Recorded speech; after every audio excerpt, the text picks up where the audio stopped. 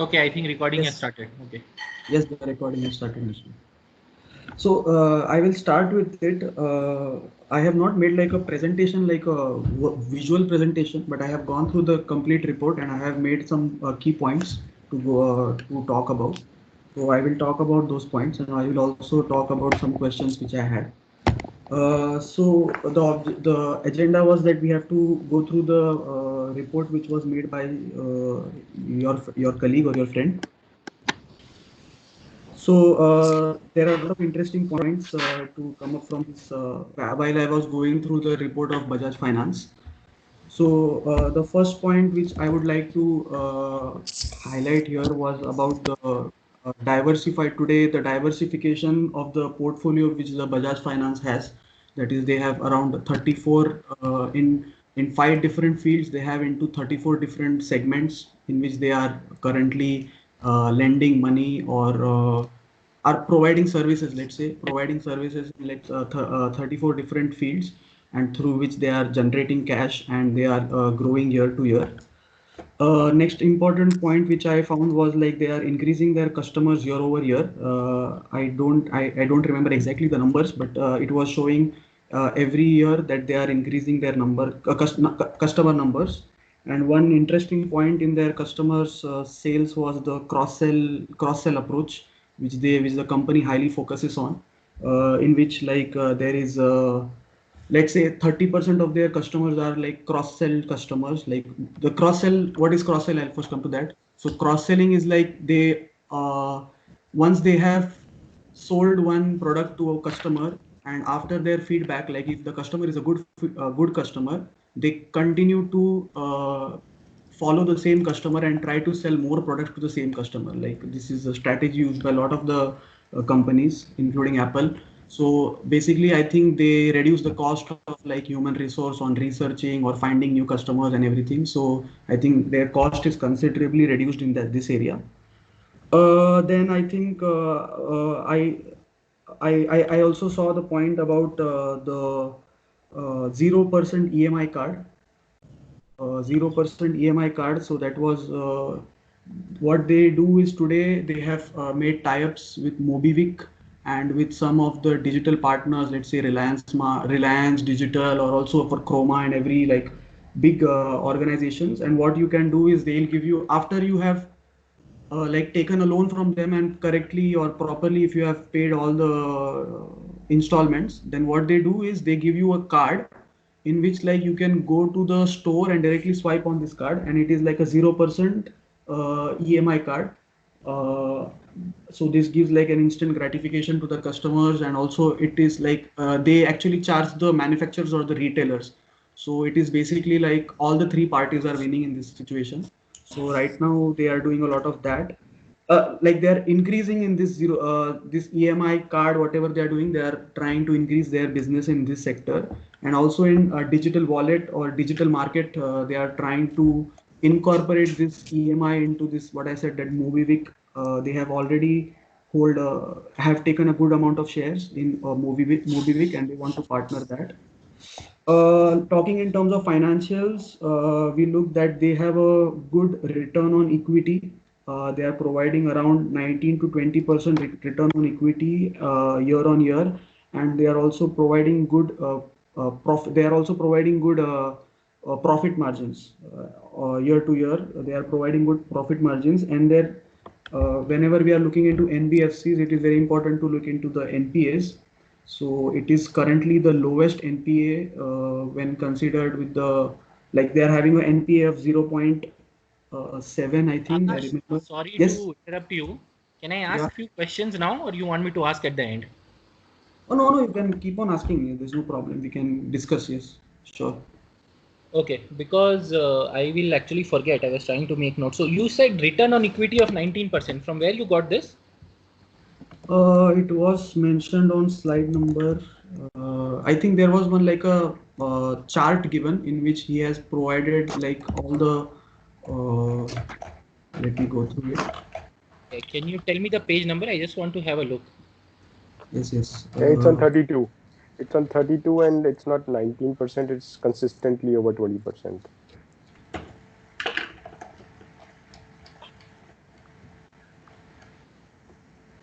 ये मैंने ऊपर देखा था शायद, एक second, let me go through it.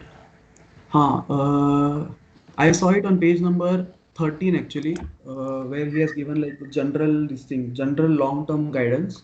So he has provided return on assets and return on equity in corridor of 19 to 21%. Yes. Page number 13. Okay. Yes.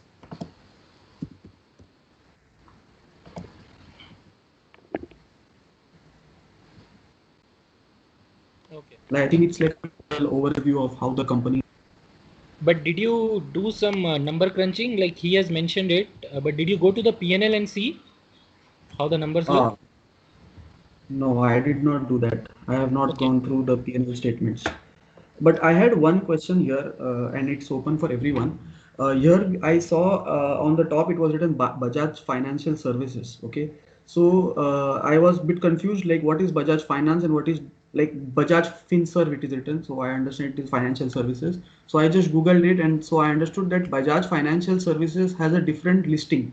And afterwards in the report also he has showed a split up, like the big company is Bajaj Holdings, I think, and under which comes Bajaj Financials, but Bajaj Financial Services, under which comes Bajaj Finance, if I'm not wrong. So these charts, all the charts which we see are of Bajaj Financial Services. So do we consider this chart or do we consider Bajaj Finance charts? No, this is not Bajaj Financial Services. This is Bajaj Finance ka chart only. All the datas From which we where you are have. getting Bajaj Financial Services? Bajaj FinServ is the holding company of Bajaj Finance. But these numbers are specifically for Bajaj Finance only. Okay.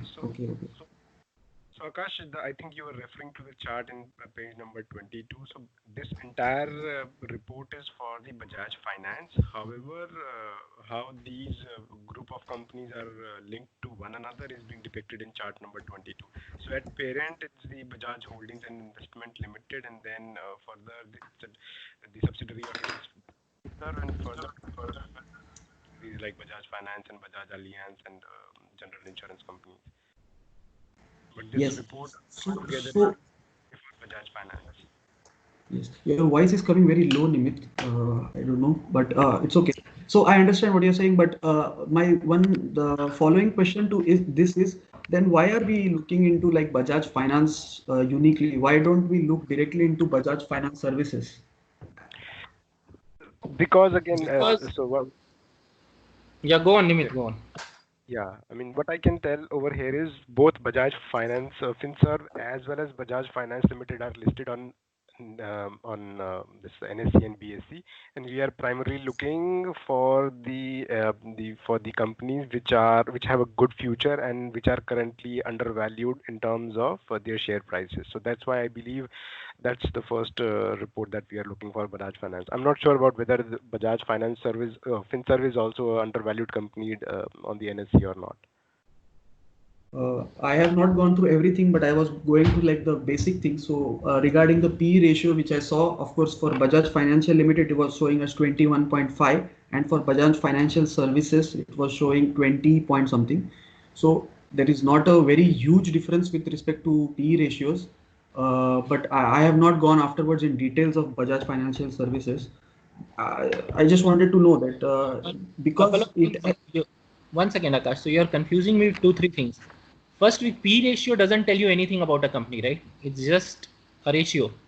So just P ratio in itself is not telling you much. So even if one has a P ratio of 21 and another has a P ratio of 20, it's not telling you much.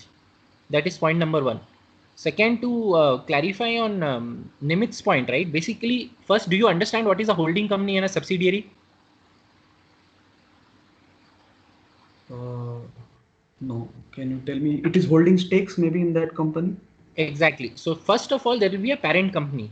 So just to ensure that my company is not taken over by someone else, a lot of these old business houses of India, especially the Marwadi Gujarati business houses, so like Reliance and all the Bajaj and all of these.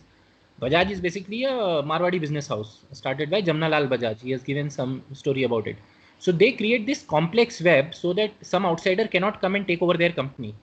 So when you see the chart on page 22, Bajaj Holding is the primary company, so the original company.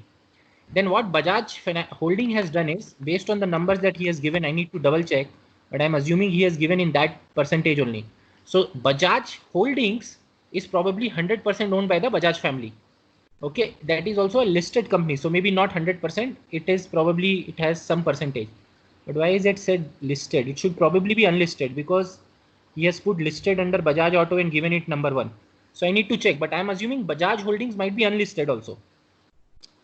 This company Bajaj Holdings, which is owned majority by the Bajaj family, so Rahul Bajaj and his family, then has subsequently 35.8% stake in Bajaj Auto. But the rest of the 64% stake is owned by others, which could be banks, which could be mutual funds, or which could be individual investors like you and me. Similarly, in Bajaj Finserv, the holding company holds 41%. The rest 59 or 58.5 is held by someone else. Are you following? Nishant, just one clarification over here. The number, so as you said, in Bajaj Auto Limited and the Bajaj Finserv Limited, number 1 and number 2 are mentioned, and just below it in the legends, for number 1 it says 53.52% holding through promoter holding company and promoter group. And for number 2, it says 60.71% holding through promoter holding company and promoter group. So then what these 35.87 and 41.50 numbers are? I that was a question that I wanted to ask. Then I will going to explain the. Okay, maybe put this in a point. I also need to check with him. So then I understood it incorrectly. So maybe 35.87 is held by outsiders and 53.52 is held by the promoters. Okay, but that will not then also, yeah, exactly. That is also not adding up to 100 then. So the rest difference is something else. So I'll figure it out with him, what he's trying to show. But so the numbers don't matter anyways, right? And the key point here is to understand the concept. But are you guys following on the concept? But yeah, these numbers I'll double check with him. I didn't catch this. So give me in the notes, right? We will have to get all this rechecked with him. So give me a summary either in WhatsApp or give me in a Word document. Give me in a Word document. It will be easier and I will forward that to him. Sure. Okay, so coming back to the point, so Bajaj Holding is having stakes in both Bajaj Auto and Bajaj Finserv. Is that clear to everyone? Like how this structure is working? Yeah, sure. Yeah. Okay, then in turn, Bajaj Finserv then has stakes in other companies. So Bajaj Finance, so Bajaj Finserv as a company. So basically, I invested 100 rupees in Bajaj Holdings. Bajaj Holding invested 40 rupees in Bajaj Finserv. Bajaj Finserv then went ahead and invested in Bajaj Finance, Bajaj Allianz and Bajaj Allianz General. So Bajaj Allianz Life Insurance and Bajaj Allianz General Insurance and Bajaj Finance. Okay. Okay, and so then, it's a complex web basically. Exactly. And then Bajaj Finance is then holding in Bajaj Housing Finance and Bajaj Financial Securities. And by this chart, I feel that Bajaj Housing Finance Limited is not listed. And Bajaj Financial Services, Bajaj Financial Security Limited is also not listed. And both of these two companies are 100% owned by Bajaj Finance. Bajaj Finance is a listed company, but these two are not listed. But in future, sometime these two can get listed. It is like same as Reliance, right? Reliance today is listed, but Reliance is having share in Reliance Retail and Reliance Jio, which are not listed, which are separate companies in themselves, which are 100% owned by RIL. Clear, not clear? Yes, it's clear. Okay. So, but still, why then we cannot invest in Bajaj Finance Services so that we will also have Bajaj Allianz Life Insurance in our portfolio? Like it will also be included. Why not? Yes, you can invest in Bajaj Finserv also, but if Bajaj Finance has a higher growth and better profits, why would you go ahead and invest Bajaj Finserv? So say Bajaj Finserv profit is growing only 15% and Bajaj Finance profit is growing 30%. Which one will you take? So here you should go back to slide number 8 or slide number 9. Yeah, I think I understand. It's like in a company, some departments are more profitable than others. So you want to put all your horses in the profitable department. Exactly. So go to slide 9. So where you see the numbers. Nishant, sorry for interruption. In the Bajaj Finservice and Bajaj Finance, both under a parent umbrella company, Bajaj. Who's this? Vikas here. Hi, Nishant. So I'm Akash, listening. you are late.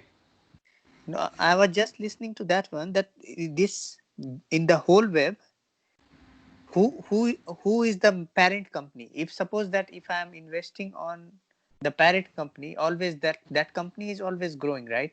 If say that if I am investing instead of different departments of Reliance or say in Tata, if I am investing something the parent company shares, it will be always safe and secure, right? No, It right? maybe profit will be Yeah, less.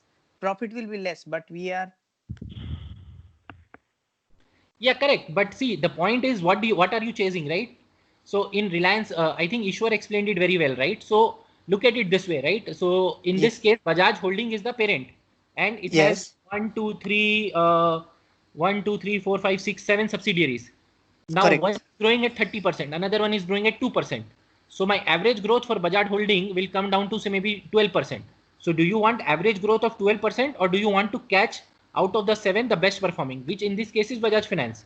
I'm just assuming, we'll have to check the numbers for everyone, and all of them may not be listed. Like Bajaj Housing Finance and Bajaj Financial Securities are not even listed.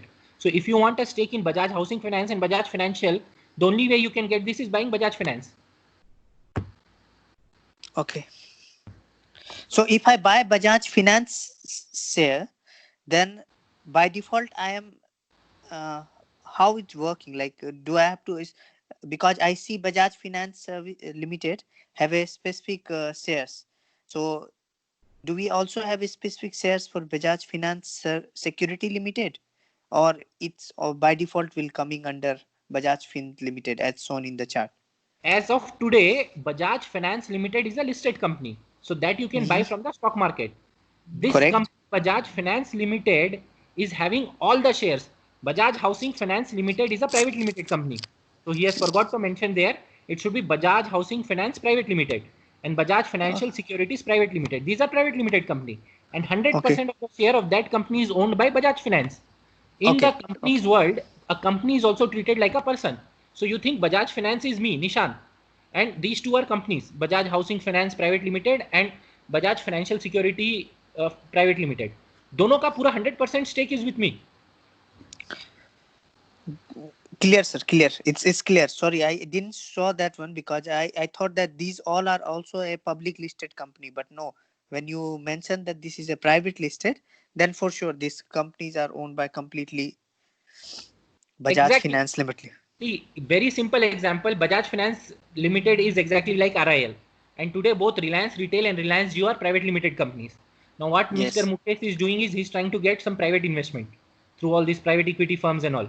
So Mm-hmm. tomorrow the expectation is that when he will list Jio and retail, his value will go up. Similarly, the expectation from Bajaj Finance is after 5 years he may list Bajaj Housing Finance once he has grown the business. Bajaj Financial Security Limited will be providing you demat account, trading account, and all. Once he grows this business also, he can list it.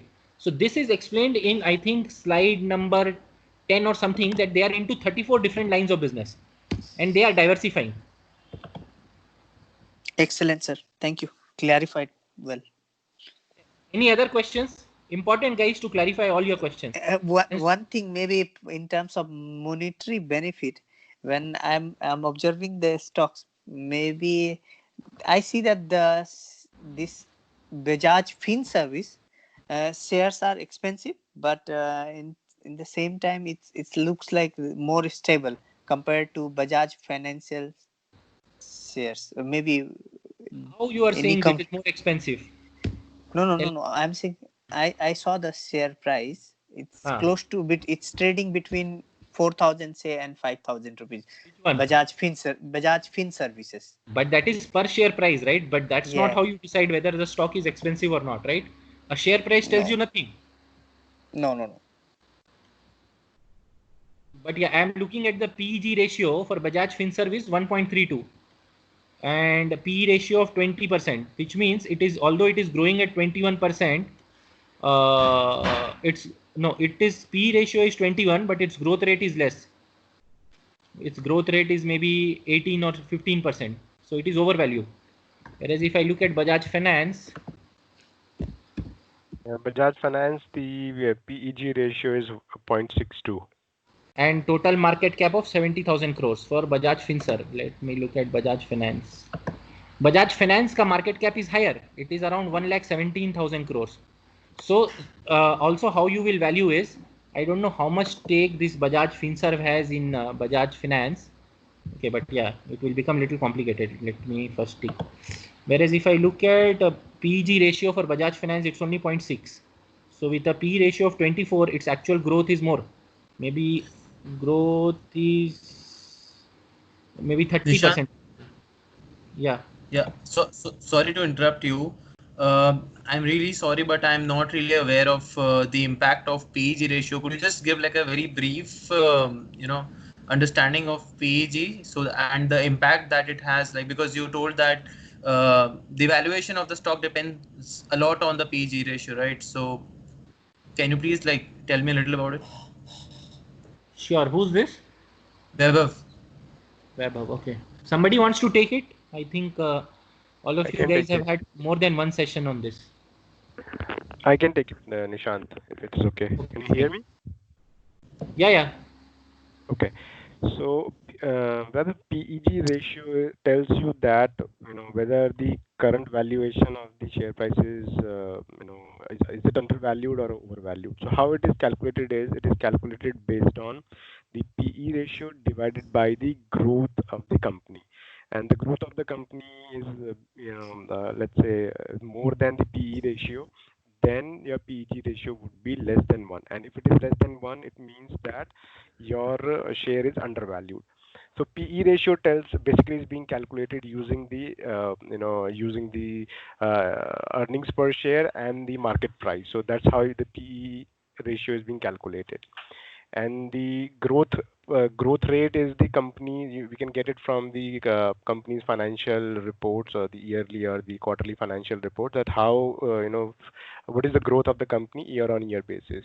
And let's say, for the specific example, the Bajaj Finance has grown 30% from last 10 years year on year basis, and on 2019 it grew at 38%, 38.8% somewhere. And we can see that in the slide number 9. If you can go down a little bit, yes, here. So you can see the income growth. It is being at 38.8% in 2019, right? And the PE ratio for Bajaj Finance is 24 or 22, something like that. So 22 divided by 38 is somewhere around 0.6. So it is less than 1. It means that it is right now undervalued. Till the time it is not reaching at the level of 1, it is undervalued. And as soon as it goes above 1 or at 1, it means it is overvalued. Does it make sense now? Yeah. Absolutely. Thank you, Nimit, for the explanation. Very well explained, Nimit. And few things to remember, right? We should also be very conscious of the fact that PEG ratio could be low because of multiple reasons. Okay. Correct. Last year growth was 30% and my PE ratio is 20. But why is my PE ratio 20? Because market does not follow history. It follows future. So maybe market is expecting that next year growth will be very less. So that is a very important factor to keep in mind, that just because it's a low PEG ratio, we will not buy it. We will consider a lot of other things. Remember, in value investing, you cannot look at only 1 or 2 or 3 ratios to take your decision. You have to look at a gamut of things. Okay. And after considering everything only, we will decide whether we should enter that business or not. Okay. Clear, not clear? Yes, it's clear. Yeah. So PEG ratio obviously gives you a guidance that, yeah, just by looking at PEG ratio, definitely the stock is undervalued. But then let's look at other factors. Okay. What are the goods? What are the bads? Okay. Cool. Any other questions? No. Okay, cool. Yeah, at the end we will discuss agenda, but just quickly, I think we will continue this for 2-3 sessions, because today only Akash is getting to speak. Everybody has to speak. So I think after Akash, maybe only one person will be able to present. And I will take 5 minutes maybe to talk about a couple of things. Okay. So Akash, continue. You are doing well. Yes, so we were discussing, so I will also go to the slide, so I think it will be easier for everyone to look at the same time. So I was talking about the NPAs. Can you Today make it the little big, the slide? yes, sure. पहला drag कर लेता हूँ. No, no. Who's sharing it? I'm sharing it. So I'm just coming to the make it big, na? It is 75%. Make it like 110 or something. yes, but let me come to the NPA page. So over that I want to discuss. Yes. Is it okay now? Yes. Aha, better. And maybe close that pop-up, na? इसको कैसे close करते हैं? वहाँ ठीक पे है अभी? Cross कर देना. अभी निकाल दें. Is it okay now? हाँ, looks Yes. good now. Yes. So NPA is non-performing assets. So basically, when we are looking into any of the banking or NBFC financials, it is very important to look into this point, that is NPA, non-performing assets. So just to explain what is a non-performing assets is actually, to give it in simple words, it's like the bad loans which are given up by the banks or the financial institutions, which have a risk of the borrower to return back the money. So every financial institution has some amount of this risk, and we as an investor should look into any institution which has the lowest NPAs. So the one good thing which we can see for Bajaj Finance is it is considerably reducing year over year. And the best factor is that today they are the, let's say, leaders in having the lowest NPA. When you are comparing it with the other financial institutions like HDFC or even Muthoot Finance, it is having the best NPA, which is 0.7. And I think, yes, he has also said that it is the lowest NPA in the industry. So this is one of the positive points to look into, that it is having a low NPA. Is this clear point? Do we have to discuss this point more? Maybe I have a question on how exactly. Only the loan, or can be there other things as well, like NPA only needs loan, or there could be some other things as well. Just wanted to know. It is basically like, this is a financial company, okay? So the financial company's job is to lend loans. So for me, I think it is mostly the loans which they are lending out to different maybe institution or individuals. It just deals with the loans. Am I correct, Nishant, on this? So it's basically the loan the company is lending to the client, right? It's Yes, not yes, the yes. Okay. Okay, I am not very clear with your question, Vikas, but yeah, Akash explained it correctly. But when you say only the loan means what? So, for My example, question was, NPA is non-performing asset. So only it when can you give a be loan. Bolo? It's like something which is not performing. For example, transportation, like we have in a company where there is many vehicles or something which is not. So it's like a reduction in my values which I have invested on that, right? Every year by year the value of the vehicle is reducing. No. That is known as depreciation. That is totally different. That is Okay. completely another topic. This That is completely depreciation, amortization. 1 second, Akash, let me take this. So depreciation, amortization is different. NPA, generally, when you see, it is applied only to financial services companies. There are two kinds of financial services companies, or many kinds. Here, I will talk about two right now for today's session. One is non-banking financial services, which is NBFC, non-banking financial company, which basically means they don't have a banking license, which indirectly means that you cannot have current account and you cannot offer current account and saving account to customer. That is the only difference between an NBFC and a bank. Bank on the, no, not only, there are few more. So an NBFC is controlled by RBI, but not so. It has a little bit of leeway.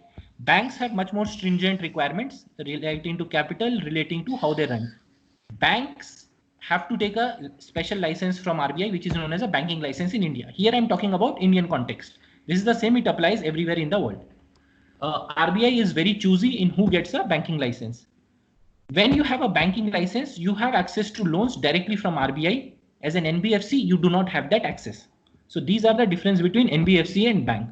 What we are talking about today, Bajaj Finance is an NBFC. So what is the job of Bajaj Finance? To give loans. Okay, and to give loans, what they have to do? They have to get money. So nobody has spoken about it now. I want to see if Akash will cover it or somebody else will cover it. So there is a source of funds and a use of funds or loans. So basically deposits and borrowings. Hello, Nishant, can you? Yeah. Hello? Yeah, I can hear. Hello, guys, can you hear me? Yes. Hello? Yes. Can you guys hear me? Hello? Am I audible? Yeah. Am I Yes. audible? Yes. Okay, I think I lost Nishant for a couple of minutes because what I saw from the presentation and what my assumption was that there is two things. NPA, when I was reading the newspaper or something, it's something kind of the loan which has been given and there is very less chance that it will be getting recovered.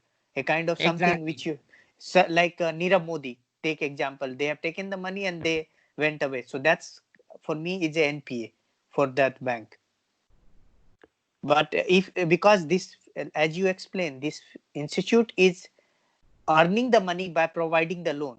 So if they don't, all the loans should not be fall under NPA, only where we have very less chances of getting the money back.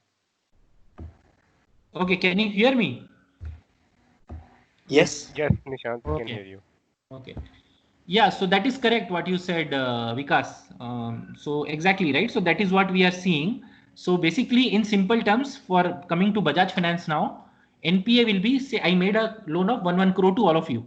Okay, 100 people I gave 1 crore each, and 1% did not pay. So that 1% will become 1 NPA. So out of 100 crore, 1 crore did not come back. So that is known as NPA. Now NPA has two concepts: gross NPA and net NPA. This was covered in one of the sessions. So please go through the YouTube videos. Have you gone through all the videos on the channel? Channel I have not. Yes or no? No, I have not gone. Yeah, so please do that. Okay, thank you. Akash, continue. Yes. So yeah, that was one of the important point which I missed actually, Nishan. That how do basically how does the business of Bajaj Finance work? So basically, Bajaj Finance, as we discussed, they take money from the banks or from market at a not lower, but let's say considerably lower rate of interest, and then they sell these same take this money from the market and give this money, lend this money to let's say enterprises or other institutions or you and customers like you and me at a much higher rate. So I think he has put it on one of the slide how much they put. I think it's around 9% is the net difference between the. I don't remember the exact slide So what is number. the difference between the banks, what the bank gives as interest to depositor and what it collects from borrower? What is that known as, Akash? There is a specific word for it, right, which I had taught. There are two words actually. So you can tell me any of the one without looking at the slide. Can you repeat your question, please? So as you said, for Bajaj Finance, Mm-hmm. I will be taking money from the depositor and I'll be paying him some interest, right? Mm-hmm. And I will be giving loans to other customers who are known as borrowers, and I will be charging interest to them. Yes. So the So interest that I charge to my borrower and the interest that I pay to my depositor will always be higher. The higher rate of interest will be charged to the borrower compared to what is paid to the depositor. And there is a difference between what I'm charging the borrower and what I'm paying to the depositor. What is that difference known as? There is a specific word for that, right? I don't recall exactly. Two words actually. Net interest, net interest rate.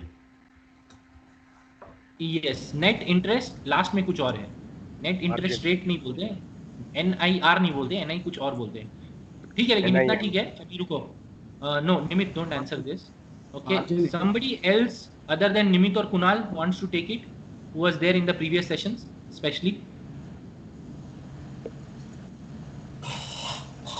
Can you repeat the question? Okay, Akash, can you please repeat it? I remember the word now. So, but yeah, so the thing is how these financial institutions work is they are taking money from some like from other institutions at a particular rate of interest, and then they are selling it to somebody else at a higher rate of interest. So the difference between the selling rate of interest and the buying rate of interest, what is this word? What is this term called? Okay. So I think it is. Does anybody want to try? Because No, it's called. you wait. You wait. Akash told it is net interest rate. It is not net interest rate. It is net interest something. And there is another word for it, which is much more common, which I used actually earlier. Net interest margin. Net interest margin, yeah. Who said this? Correct answer? Ishwar. Ishwar. Thanks, Ishwar. Yeah. So it is known as net interest margin. So basically, if I am giving 9% to the depositor and charging 18% to the borrower, I am plus 9. So 18 minus 9 is 9. And what do you guys think? A higher net interest margin is good or a lower net interest margin is good? Lower net interest margins. Of course, higher net interest margin should be high, right? I mean, that shows. It depends. It depends because it might, if the net interest margin is high, then it might not attract a lot of customers. Exactly. But the profit margin then would be higher. So then the strategy changes, or the strategy then is more about niche customers and not about, like, the quantity does not matter, but the quality matters. So it depends. It's not like if it's a good or bad thing, I think. Yeah, okay, we are making it more complicated than it has to be, but yeah, a higher net interest margin is always good, right? Okay. Obviously, I can only charge higher net interest margin if there are borrowers. If they are not, obviously it will get suppressed. So that depends on the pricing power. But a higher net interest margin is always good. Somebody said no. Why no? I say no because it will not. If somebody charging more, suppose if there is a bank who is charging more and to the customer by giving a loan, but while I'm depositing the money, I'm getting the less interest on that. So maybe it will not attract many people, considering that when the competitor are with the small margin, they are doing the business. So it's like it's common rule in market, like if you want to buy in mass, you have to reduce some profit, and suppose exactly, and if you want to sell quality or something, then obviously your price is high. Like suppose if any builder who is very famous, they are charging more, but there is some other builder who is equally but not so much famous, they have less. That's my Exactly right. But from a business perspective, if I were to give the depositor 9% and only charge 10% to the borrower, I will make only 1%. I have to pay salary, yes. I have to pay rent, I have to pay taxes. So that will I save for myself. So then the bank will be operating on a very thin margin. And any small fluctuation, say I have some NPA, because obviously I have to also price in the NPA, right? Because if I give Correct. loan to 100 people, maybe 2 will not return. So, I have so to you have to consider look at that numbers. also. So if I give 500 crore as loan, 10% will not come back. 10 crore will not come back. So 2% तो उधर भी मेरा डूबेगा. So if I Correct. keep a good margin, I'll be in loss. Then it will be like, OYO, एक recession आएगा, सब धंधा बंद. वैसा धंधा थोड़ी चाहिए. वैसा धंधा में पैसा कौन लगाएगा? फिर वो मासा यूसी शॉ नहीं लगाएगा ना. So yeah, so in theory, like Vaibhav also said, yeah, it is, you have to keep it reasonable, but higher Yes, reasonable. interest margin is good. Okay, higher net interest margin is good, and lower your cost of funds, so that at a lower cost you can borrow or take it from depositor. So now if I look at from a bank perspective, I'm borrowing, right? Depositor are giving loan to me. So the lower I pay to my depositor and the higher I can charge to my borrower, that is the best business model. And that is the game that every bank plays. Why Yes Bank failed is it messed up in this. It borrowed at higher rate and it lent at lower rate and it lent unsecured, and then it had all the problems in the world. So cool. I think I covered some concepts. Questions in whatever I explained, or did I confuse you guys?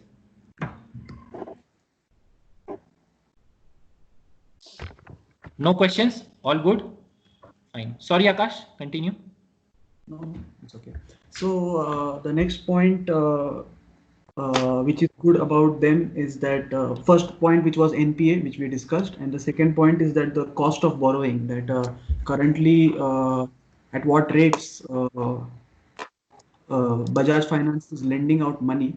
So it is currently at the second position as compared to other competitors. So HDFC is leading it with 8.04% for the cost of borrowing, and Bajaj Finance is at 8.3%. So it's not a very bad, I would say, but it is at second position. So they have a highest competition with HDFC Bank on this topic. No, sorry. Akash, you got that wrong. Go up. This is not HDFC Bank. It's You HDFC cannot compare. Limited. Yes, I'm We sorry. cannot compare a Bajaj Finance with HDFC Bank, right? This is not Yeah. HDFC Bank. What is this? HDFC Limited. Yeah, can someone give me the full form of this? Housing Development Housing- Financial Housing Corporation. Development Finance Corporation. Yes, and this company only does home loans. Okay, so they are not much diversified.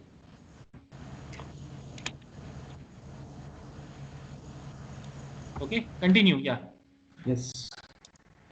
So this we already covered, I think, this point about how it is holding into different stakes into different fields. So one of the good thing I will it is later it is explained in the report. One thing is that the promoter of this company is a we can say that we can we have a good confidence in the promoters of the company, and we do not have like promoters having pledged shares. So this term I did not know. So this was a new term which I came to know. What is exactly pledged shares?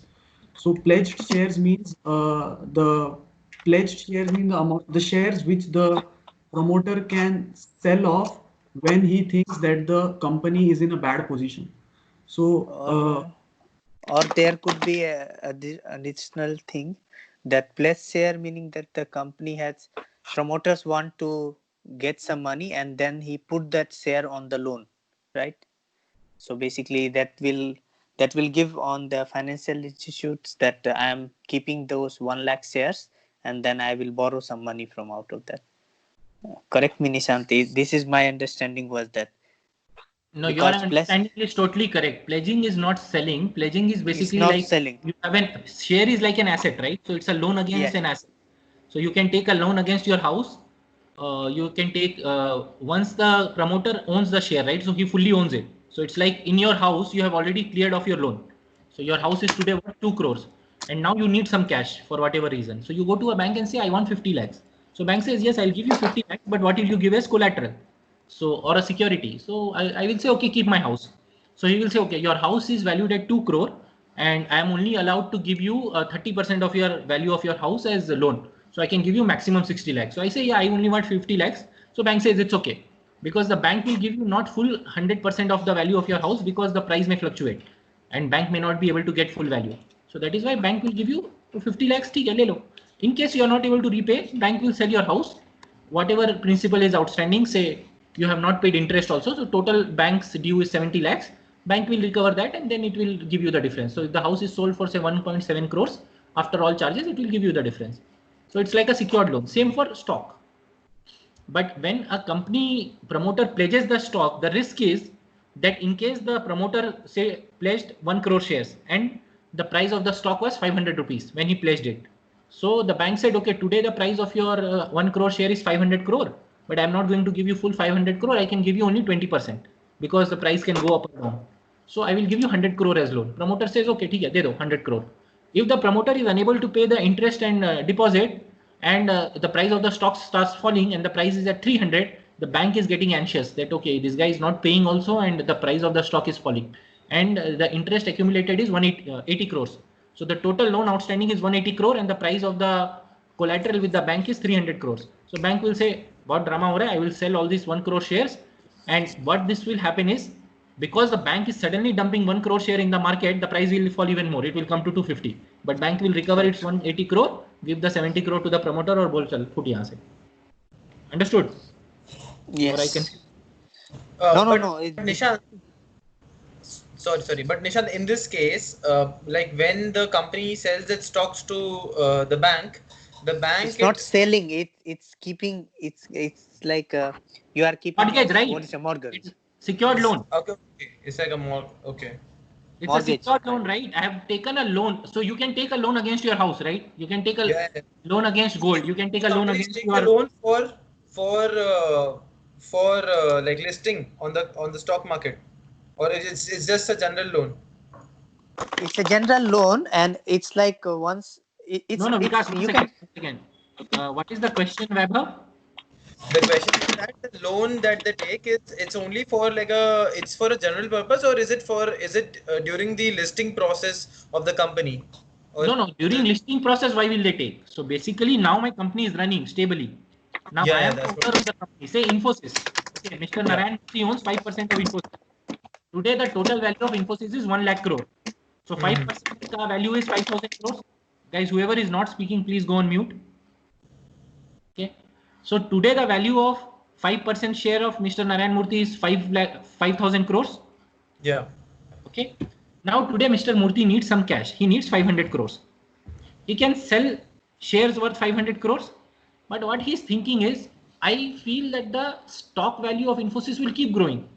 So this 5,000 crores will generate a profit of 1,000 crores every year for me. The stock price will grow 20%. So I don't want to sell my shares because it's like my property or my land. I don't want to sell it, but I need 500 crores for something, for a short term. So I will go to a bank and say, give me 500 crores at a rate of 10% interest. So in a year, I will repay 550 crores. But my share value will grow by 1,000 crores. So, but to give me that 500 crores as loan, bank will say, I know you are Narayan Murthy, but I don't want to give you an unsecured loan. If I am giving you an unsecured loan, I will charge you 15% interest. Yeah. So instead of 500 crores, 500 crores is the loan value, right? So instead of 50 crores, my interest component will be 75 crores. To save that extra 25 crores, Narayan Murthy says, okay, I don't want an unsecured loan. If I give you a security, will you reduce the interest? And he says, yes, I will reduce the interest to 10% or 12%. So to save that extra interest, Narayan Murthy gives him part of his shares of Infosys as security. With the understanding that when I repay the loan, I will get my shares back. Now, in case he is unable to repay, what he does with the money is none of the bank's business. He can do whatever. He can go ahead and buy some other company share. He can gamble it. He can spend it on a daughter's wedding. He can go buy a yacht. He can buy some 10,000 acres of land, whatever. He go to the moon, do whatever he wants. When the time comes for repayment, if he repays the money, no problem. If he doesn't repay the money, the bank will ensure that they sell for principal plus interest, whatever is outstanding, that much value of shares they will sell and return the rest to him. Okay. Thank you. Amazing. Thank you. So, is this the same thing applies for a normal shareholder also? Who's this? Saptagiri. Yeah, Saptagiri. Yeah, it will apply for you and me also. So I have 1 crore worth of shares of Infosys and I need a 30 lakh loan. I can go to the bank and say, okay, take this as a security and give me a loan. And your banker will decide what percentage they will give. If I am the banker, I won't give you more than 30% or 35% of the value of your stock because it can go up or down. And again, it will depend on the quality of the stock. If it's Infosys, I know it will not fall so much. So I will be happy to give you 30%. So if it is 1 crore worth of shares today, I'll give you 30 lakh loan easily. So yeah, it works the same, but yeah, net it works the same. The share is like any other stock. It's like buying land. It's like buying gold. It's like buying any other thing. So there are banks, especially HDFC Bank and all, which have very good offers. They have loan against property, loan against shares, everything. Okay. Hello, did I answer your question, Saptagiri? Yeah, absolutely. Okay, some of your voice is really feeble. Okay, anybody else has any other questions? Yeah, Nishant, can I? Sorry, but I had another question. That for when the owner of the company, when he wants to like buy out or just he wants to sell out his shares, then the money that he will get from that how will that come? I mean, for example, once the company is listed and the promoter of the company, he wants to get whatever amount of stock he like the shares that he holds. So then he will try to sell it to the banks, all of his stocks, or how does the promoter of the company make money once the company is listed? The promoter of the company makes money because the share price keeps going up, right? And he also gets Yeah. dividends. And if he is working in the Okay. company, he also gets a salary. Okay.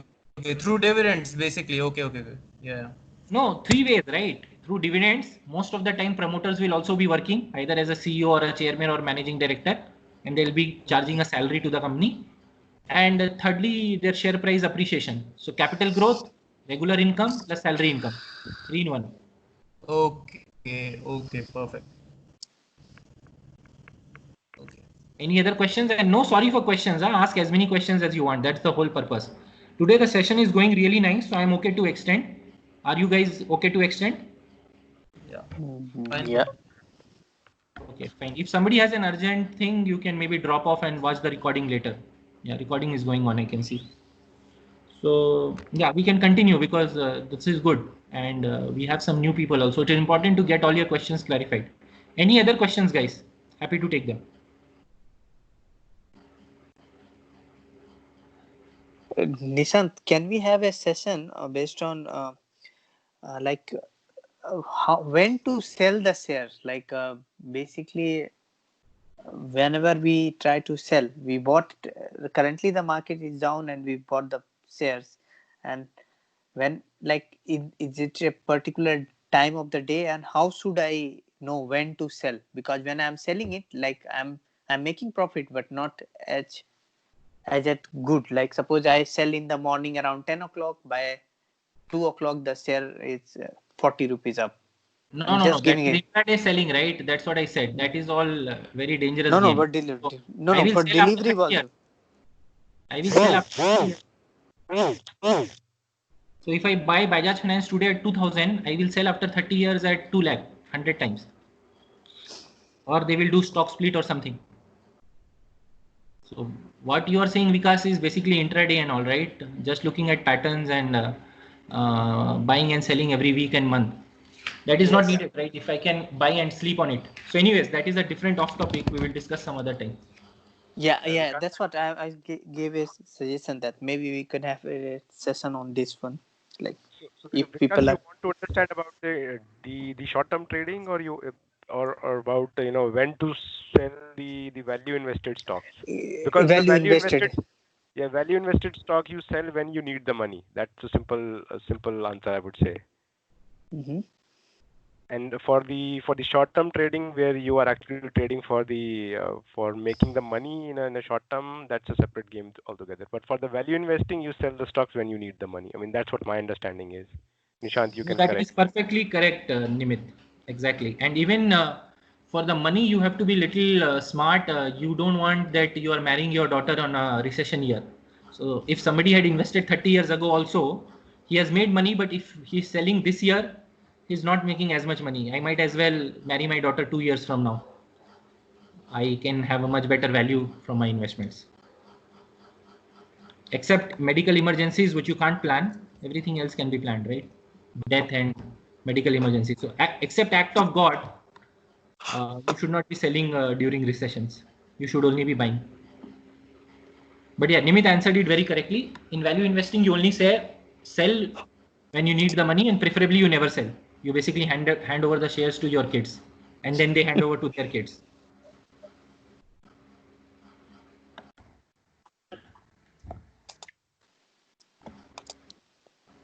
Cool. Any other questions?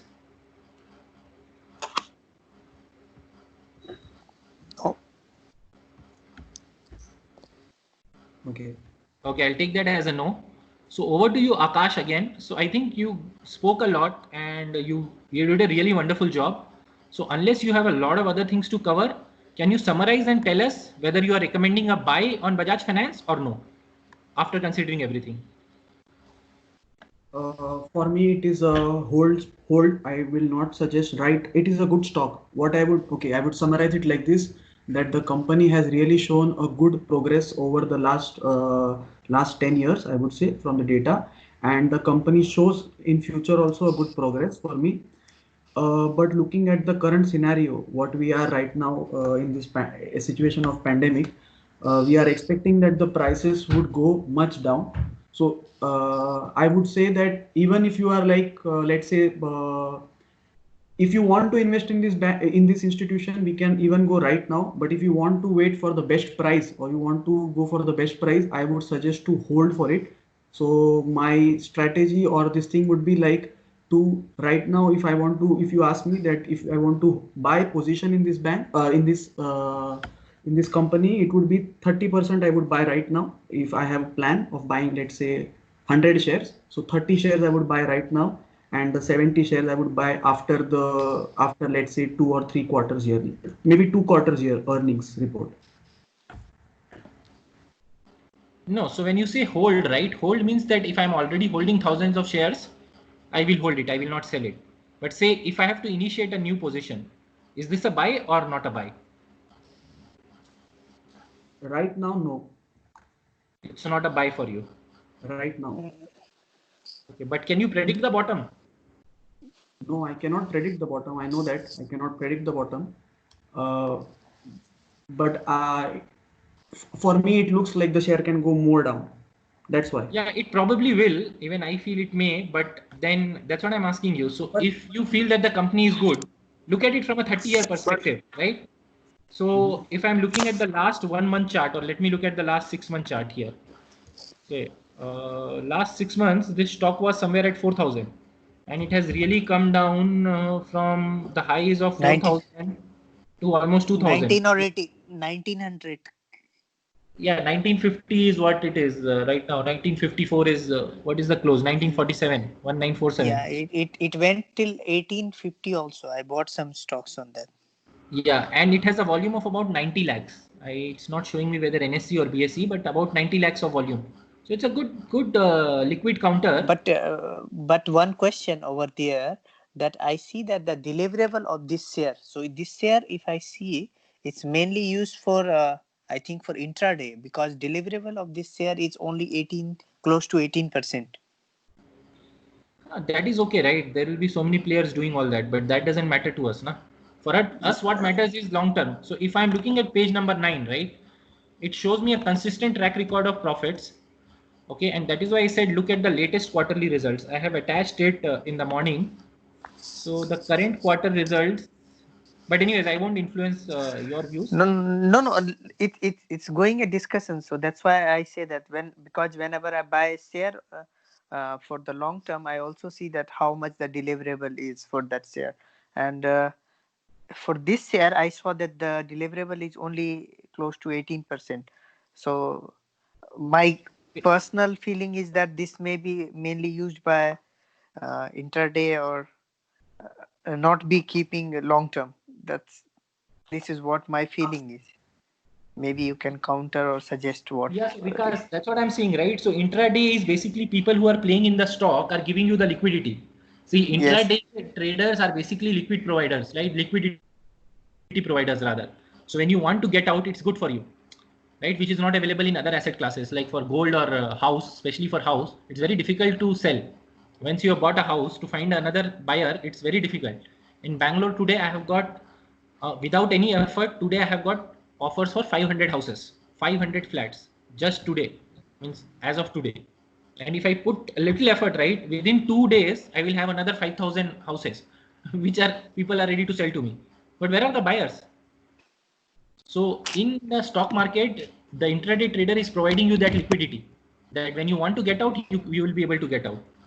So how much delivery percentage doesn't really matter unless your horizon is very short term, right? See, we are not doing technical analysis here. Next 3 months where it will be. I am not interested in what happens to Bajaj Finance stock price in the next 3 months. I am not even interested what happens in the next 6 months. I am interested what happens in the next 30 years. Is this a business I want to be in? I think like a owner, right? A shareholder is an owner, by the way. So think like an owner. Do you want to be in this business for 30 years? Do you think it will make money for you? So look at this slide. It's showing a consistent track record of 30%, close to 30% growth. Some years have been 65 and some years have been less. So even if next 2 years are bad, and I assume flat, no growth. So this profit of 24,000 crores stays there, doesn't move an inch. Okay. So even then, I will make money. So Nishant, Akash, I what have he said, one point which I agreed with Akash is that initially he said that yes, I will buy a little. So say for example, I have one Yes. lakh to invest. What I would do is I will invest 5,000 each month, right? Spread it over 20 months, so that I get average prices. So maybe this month I'll get this month it's at 2,000. Next month it might be at 1,800. The month after it might be at 2,200. But I would have bought it at an average price over 20 months. So that way I cannot predict the bottom. I don't know. It will be wonderful to know, okay, what will be the lowest it will go and I will buy everything at that price. But that's not something we can do now. Otherwise, I would be a billionaire by now. All of us would be billionaires. So that would be my recommendation. But yeah, so Akash has his good, and then tomorrow I think somebody else. So, but one day one person, huh? We'll see. Okay, now open for Q&A. Nimit had something to add. Go ahead, Nimit. Yeah, so I have just a couple of questions. So Akash, can you open up the Google and just look the YTD chart for this Bajaj Finance? It was in month of March, February, it was 4,800, and now it is running at 1,900. So I just wanted to understand that this is just because of the coronavirus pandemic, or do we see anything else over here? I think that because when I checked on 26th or 23rd of March, this share has fallen. Like in the March month only, this share has started falling. So Yeah, because it that is suggests because that of the the coronavirus only. yeah. Right. But we have seen the bounce back in most of the shares. I mean, most of the companies. Why not this Bajaj Finance? Those are valid questions to ask. So we'll have to do some digging. I don't have the answer, immediate answer.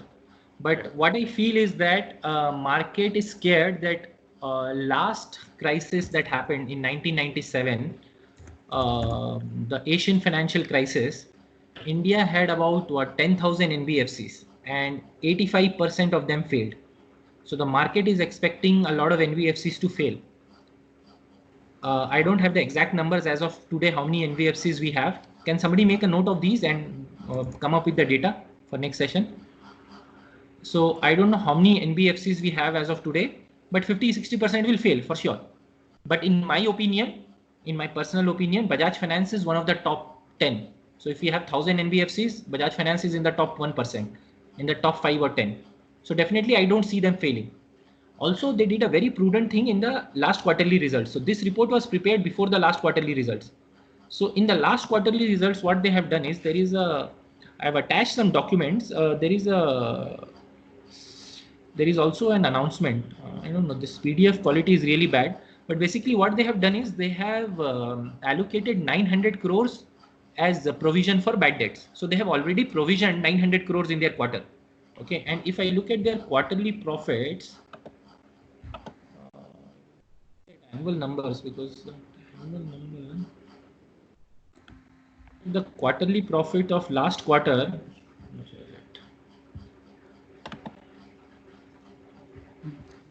yeah, so the quarterly profit of the quarter ended 31st March, even with that extra provision of 900 crores, was around 948 crores. If the provision was not made, and the previous quarter it was 1600 crores. So if you see, the profit has fallen quarter on quarter 30%. So if I just look at the logic of share price mimicking profits, quarterly profit fell 30% and share price has also fallen 30-40%. So it's the same thing. So once it bounces back, the share price will also bounce back. But next 3-4 quarters, I see it to be tough for Bajaj Finance.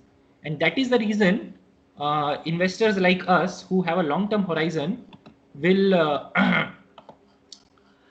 should be able to buy this stock between 1,500 and 2,000 over the next 6 months. So you keep averaging. That would be my recommendation. But yeah, you guys have to give yours. Yes. Nishant, Did I that have answer the your question? Nimit, did that answer your question? Yes, to a certain extent, yes. Okay. Yeah. So Go ahead. how did you This come was to this Ishwar, question? right? Yeah. Yeah. Basically, you said that 900 crores has been set aside as it was provisioned. What do you mean by that? Do they have a separate? They, I think it was on the media news also that they have prepared some kind of coronavirus prediction that there will be some bad loan kind of things, and they have it. I think it will be somewhere in the corporate news. Okay. If which, Okay, I'll look up if on that. yes, please No, check it's that one. there in the It's financial. there. Yeah, it's there in the news and all. But what is your question? Like, why they made a provision of 900 crores? What is the provision? What is the question? My question is, how do they do that? Do they keep money aside in their They assume Exactly. balance sheet? Yes, that's what they do. So basically what they do is in their P&L, so I'm just looking at it. So they have mentioned it as impairment on financial instruments.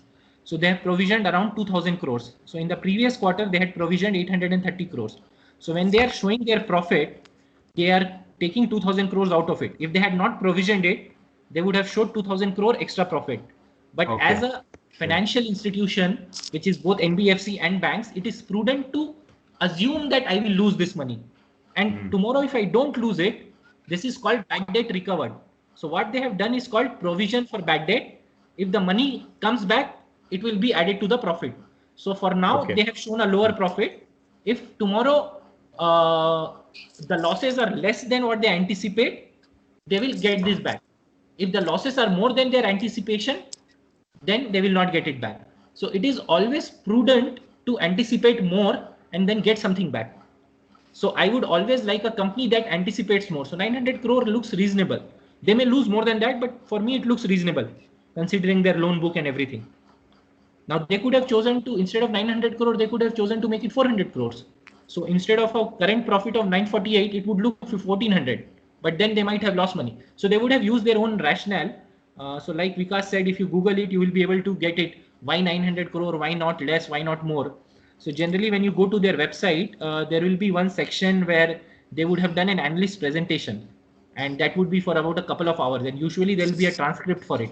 So it will be a recorded session, or it should be on YouTube also. So if you go through that 2-hour session, there must be some analyst from some firm who would have asked, why 900 crore? Why not 1500 or why not 400? And the CEO or CFO would have answered. Did I answer your question? Yeah, perfect. Thanks. Who's this guest? He's saying need to leave, but who's this? Me. I wanted to go out. Listen. Okay. So Vikas, log in with your name now. It is coming guest 7 No. F3. I log in with my name. I think it's showing guest as. देख भाई उधर chat में देख दिखा रहा है guest दिखा रहा है ऐसा क्या मैं देखता हूँ शायद तेरे को नहीं दिखा रहा होगा मेरे को ईश्वर सबका नाम दिखा रहा है मेरा नाम अभी मैंने टाइप किया ओके मेरा नाम आता है कि नहीं आता है अच्छा मुझे ऊपर दिख रहा है मेरा एक्चुअल में मुझे स्काइप है नहीं तो मैंने स्काइप पे लॉगिन है नहीं तो वो जब मैं लिंक ओपन करता हूँ तो वो गेस्ट की तरह जाता है तो एक आईडी बना ले भाई कितना टाइम लगता है स्काइप में आईडी बनाने में ठीक है थैंक यू सर चलिए bye bye have a bye bye So Nishant, you said one thing in this thing while speaking. I don't know. You said that this stock can come to 1500. So how did you come to this point that it can? How did you speculate that? I'm just thinking who's catching that. No, that is just my assumption. Yeah, I cannot. So I'm just saying it can be in that range. So I am comfortable buying it till 1500. So I'll be okay if it goes down till 1500. Because I cannot predict it. It may go to 1000 also. So in that scenario, I'll feel a little bad here. I could have waited, but I don't know. If it doesn't go to 1000, that's what I said when I'm feeling right now. When I just said that I want to buy it low. Of course, we are looking into long term. That is for 30 years or more. But मन में लड्डू फूटता है ना. I am feeling that it should go more down. So but I am also. But अगर ऊपर चले गया तो फिर तो लगेगा ना हाथ से निकल गया मौका. But looking at the current scenario, it doesn't look that maybe I'm just speculating. It looks like it might remain constant, but going up looks quite feeble. The chance of going up highly looks very bleak for me. अभी देखो एक story सुनाता हूँ. India bulls का stock. I was getting India Bulls stock between 19 and 40 rupees for almost 2 years. I didn't buy. And after that, whatever shady thing India Bulls did, but that 40 rupees stock went up to 4000 or something because they made India Bulls Securities Ventures split किया, bonus issue दिया, सब मिला जुला के 100 गुना भी नहीं 200 गुना गया था. अगर मैंने 40 पे भी लिया होता तो मेरा 40 का कम से कम 4000 भी नहीं 8000 हो जाता. 200 गुना 5 लाख भी डाला होता तो अभी मेरे पास 10 करोड़ होता. अभी तक मैं रो रहा हूँ जिंदगी में बैठ के। यस बैंक मेरे को 25 रुपये में मिल रहा था 2 साल तक। मैं सोचा अरे लूंगा और थोड़ा आने दे, 20 रुपये में लूंगा, 25 में नहीं लूंगा। अभी वो गया 1000 तक, 40 गुना। उधर भी 5 लाख डाला होता 2 करोड़, कितना पैसा कैश आउट करता, पैसा भी था मेरे पास। तो But ऐसे ही है। that is stock market is a place of regret. We will regret every time. Whenever you sell, it will go high. Whenever, so that is a No, place no, of that regret. is why you need to do value investing, right? उस time पे मैं trader जैसे सोचता था कि अभी देऊंगा 2 साल में बेचूंगा। अभी लॉन्ग टर्म है ना, तो अभी ये कंपनी अच्छा लग रहा है, खरीदेंगे। अभी वो 1500 में मिले या 1800 में मिले, अभी खरीद लेंगे। एक साथ तो वैसे भी नहीं खरीद रहे, राइट? अगर 1 लाख खरीदना है तो मैं तो 5 ही हजार डाल रहा हूँ ना, अगले महीना कम में मिलेगा तो अच्छा है। इस महीना इस शेयर पे 6000 पे 3 ही शेयर मिलेगा। अगर 1500 में गया तो 4000 4 शेयर मिल जाएगा, 1000 पे गया तो 6 शेयर मिल जाएगा, मेरा शेयर ऐड होते जाएगा। क्योंकि मेरे को पता है कि 1000 is not this right price, right price is much higher, वो ऊपर जाते जाएगा। क्योंकि future of Bajaj finance is they will try to get a banking licence in the next 4-5 years। So Kotak Mahindra bank जो है वो भी एक एनबीएफसी था 1997 में, गोल्डमैन के साथ पार्टनरशिप में। 2004 में जब उन लोगों को बैंकिंग लाइसेंस मिलने वाला था तो गोल्डमैन ने हाथ पैर जोड़ा कि बेच दे मेरे को। तो ये कोटक वाले ने बोला, उदय कोटक ने, कि तू मेरे को 2000 करोड़ दे। मतलब मेरे को पता नहीं क्या वैल्यूएशन था, बट उसने बोला कि तू इतना दे, 2000 करोड़ दे। तो गोल्डमैन ने बोला नहीं मैं 1200 दूंगा। बोला नहीं भाग, मैं गोल्डमैन का स्टेक उसने खरीद लिया, गोल्डमैन का स्टेक था उसमें कुछ, तो बोला तू बेच दे मेरे को, मैं चला लूंगा बैंक। और आज देखो कहां से कहां पहुंच गया वो। Okay, ठीक है। So still I still stay with my decision that I will wait. I will not invest for the moment. That is analysis from what I have gone through after the report. हाँ of course, या sure. Nishant, I was thinking that for example हम एक ऐसा video इस पे बना सकते हैं कि what are the factors that drive like large ups and downs and small ups and downs depending on the kind of investors. For example, अगर जैसे कि हमारी assumption है कि नेक्स्ट 2 महीने के अंदर में कम हो सकती है, ज़्यादा हो सकती है, लेकिन उसके पीछे के जो फैक्टर्स है, लाइक इंटरडे इन्वेस्टर्स का रिएक्शन किस फैक्टर के ऊपर में होता है एंड वैल्यू इन्वेस्टर्स का रिएक्शन किस तरह के फैक्टर्स के ऊपर होता है. So if we can have like if we can discuss about this, maybe it would be quite helpful to understand the behavioral, because it's all about behavior or the reaction of the investors, right? The companies, they always go up and down and macroeconomic events happen, but the reaction of the investors, how can we learn about that? Sure, Vaibhav, we will talk about that. We will talk about that. Okay. Okay, sure. And also, probably if people are able to stay for a couple of more minutes, there is also a very important point, let's say, to understand that we also need to look into the leadership and the vision of the company as well. Again, in terms of value investing, not in the day trading or the intraday trading, but the leadership of the company and the vision and the governance that they have. It is really important to understand where the company will go ahead in 5 or 10 years. So look upon to the to the board of directors, look upon to the promoters, look upon to the directors, and their their background, what kind of success stories they have in other industries, what are their track records. These are all very important things to look upon to see whether the company will grow or they will not going to grow. And I would say that this report has done a very good job towards the end of it, explaining about the MDs, about the board of directors, about how the governance model of the company is and stuff like that. Very correct point, Nimit. So basically, see, in 30 years, we are trusting that person. Like for example, Reliance. A lot of people praise Reliance like anything because they trusted Dhirubhai Ambani, and this was 1970s India, where nobody was trusting anyone. And this guy really made money, and he had a large fan following, by the way. So I would say the first 50,000 or 1 lakh retail investors who invested with him made a lot of money. And same with Narayan Murthy. Narayan Murthy actually went to Jayanagar and knocked on people's doors saying, "Give me 4,000." Okay, out of 200, some gave him, maybe one gave him 4,000, and the guy who gave him made 4,000 ka what, 40 crores or something. So it depends whom you trust. Very important, very valid point, Nimit.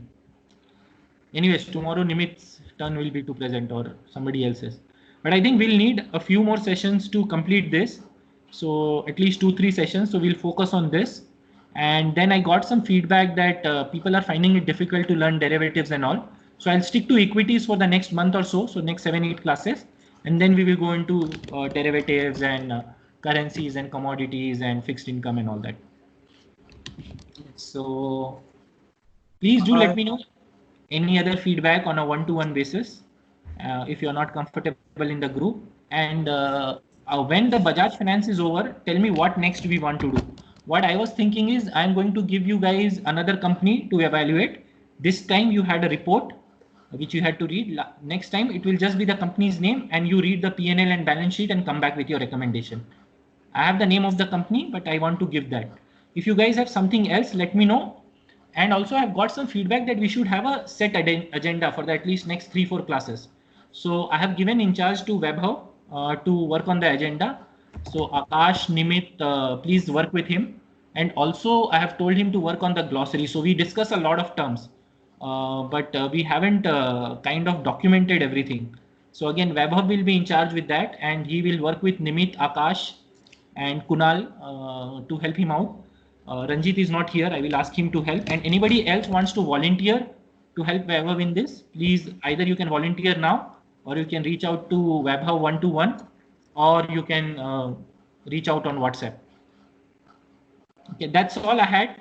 You guys have any other questions or anything, please go ahead. Just a quick question. What's P&L? P&L is profit and loss account. Okay. Okay. Thanks. So P&L is profit and loss account, and BS is the balance sheet. Okay. Right. Yeah, I'm familiar with the terms, the complete terms, but maybe not the acronyms. Yeah, sure. No worries. And then in profit and loss, you often talk about the top line and the bottom line. So top line is your revenue or your sales, and bottom line is your net profit after tax. Okay, thanks. So it is also known as PAT, profit after tax.